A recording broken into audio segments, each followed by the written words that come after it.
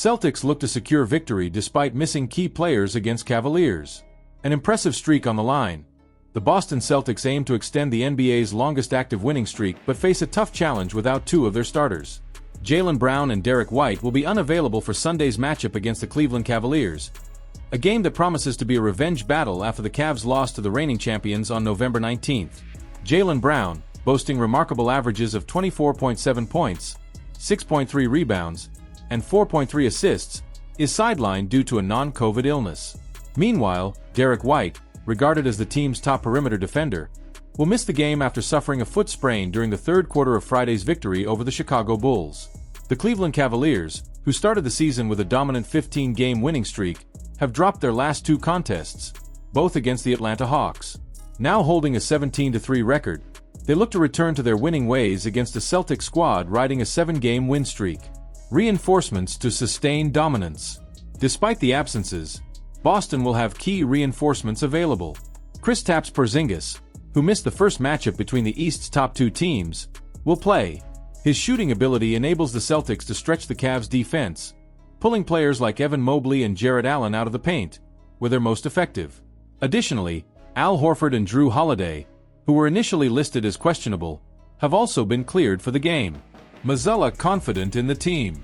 Head coach Joe Mazzulla emphasized the team's balance and resilience, even in the face of adversity. "I like where we are right now. We're playing well, but we know we can improve, and that's a positive thing.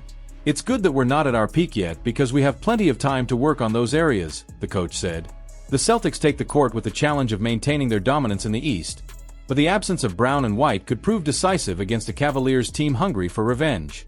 With Porziņģis back, can Boston extend their winning streak even further? Porziņģis takes the blame for Celtics' loss to Cavs. In just his third game of the season, Kristaps Porziņģis didn't hold back when assessing his performance after the Boston Celtics' 115-111 loss to the Cleveland Cavaliers. Despite scoring 21 points and grabbing 8 rebounds in 32 minutes, his longest stint on the court since off-season surgery, the 7'3" center took responsibility for critical mistakes in the fourth quarter. "They made some big shots at the end, but I don't think we executed well enough," Porziņģis told reporters. "I felt like I didn't play at my level today. I was half a step behind in some situations and didn't anticipate quickly enough. In such a tight game, I believe there's a lot of room for us to play much better than we did tonight." While he converted all 4 of his free throws in the final quarter, Porziņģis couldn't make a single field goal during the most crucial moments. However, Boston's biggest issue was on the defensive end. The Cavs shot an impressive 70% in the fourth quarter, including making their final 7 shots of the game. In several of those plays, Porziņģis was targeted in pick-and-roll scenarios and was slow to rotate on help defense. Even so, the center refused to use his recent return from injury as an excuse. "Physically, I feel great. Today wasn't ideal, but these are easily fixable issues. Of course, losing hurts, but this will help us improve and come back stronger." Issues beyond Porziņģis. The loss also highlighted a tough offensive night for Boston, which posted its worst shooting percentage of the season, just 40% from the field. Without Jaylen Brown and Derek White, the Celtics leaned more on Porziņģis than initially planned, forcing 2 big lineups, Porziņģis and Horford, that struggled against the Cavs' 3-point shooting in the final quarter. Looking ahead, Porziņģis is expected to sit out Monday's game in the second leg of a back-to-back, but the team remains optimistic about his physical recovery. Despite his critical self-evaluation, he's showing signs of returning to the form that elevated the Celtics to another level last season. With challenging matchups looming, including potential clashes against Eastern Conference leaders, his defensive performance will be key. Can Porziņģis adjust his defense and lead the Celtics to redemption? What makes the Boston Celtics so lethal this season?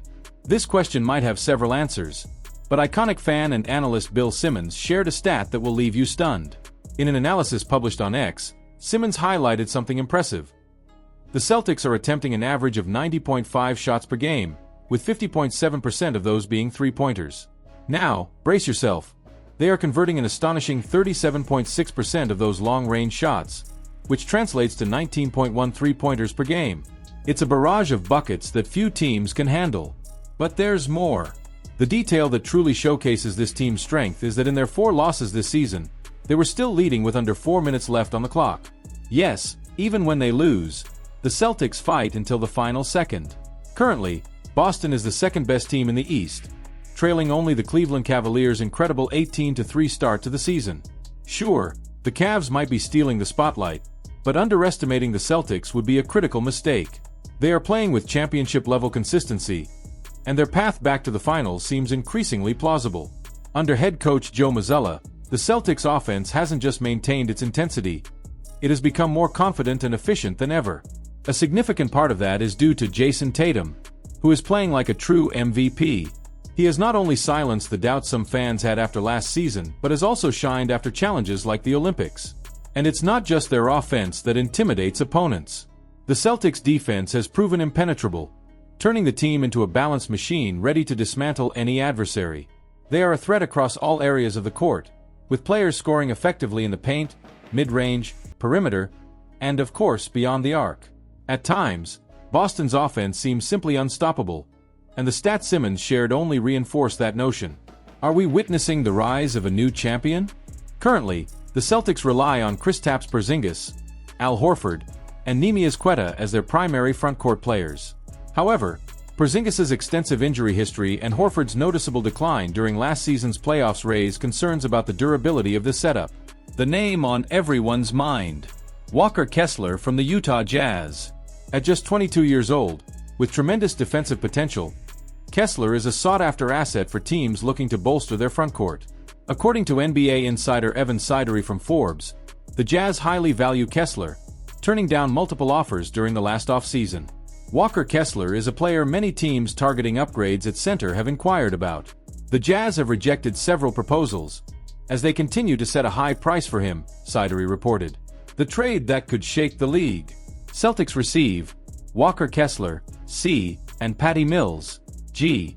Jazz receive Al Horford, C, a 2025 first-round pick, a 2030 pick swap, and a 2026 second-round pick. Trading Horford would be an emotional blow for Boston, but Kessler could provide something the Celtics desperately need: a young, energetic defensive anchor. With an affordable contract, $2.3 million this season and $4.8 million next, he also fits perfectly within the team's tight financial constraints. Why this trade is a masterstroke. Kessler wouldn't just enhance the Celtics' defense, he'd also set the team up for the future.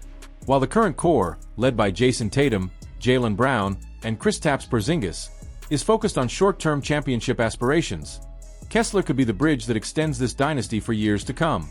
Would the Celtics sacrifice part of their identity to take one more step toward NBA supremacy? This move could be the defining moment in what promises to be a historic season.